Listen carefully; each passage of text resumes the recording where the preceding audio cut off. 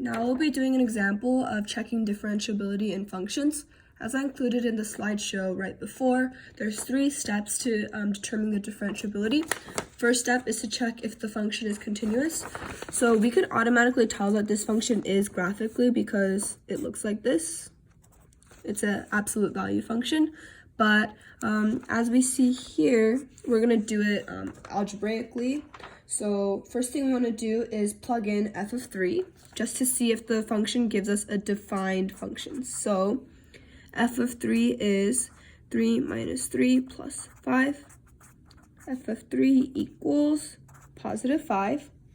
And we want to check that as the limit of x approaches 3, that it equals 5 also.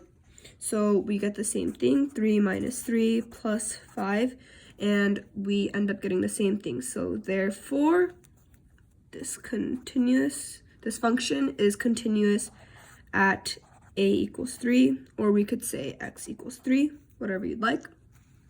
Second step is to check if the derivative or the limits from the left and right hand side are equal, because we need to make sure that it is to check if it's differentiable.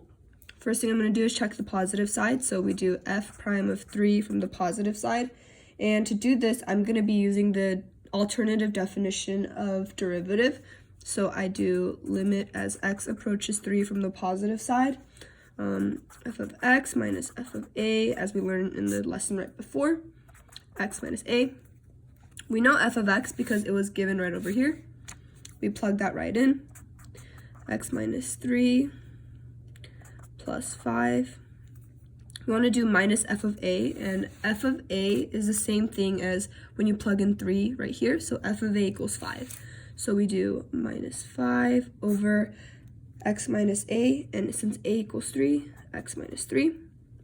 This answer is limit as x approaches 3 from the positive side. It ends up giving us 1.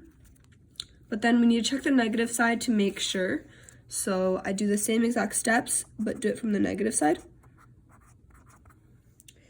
And we see that we use the same function, x minus 3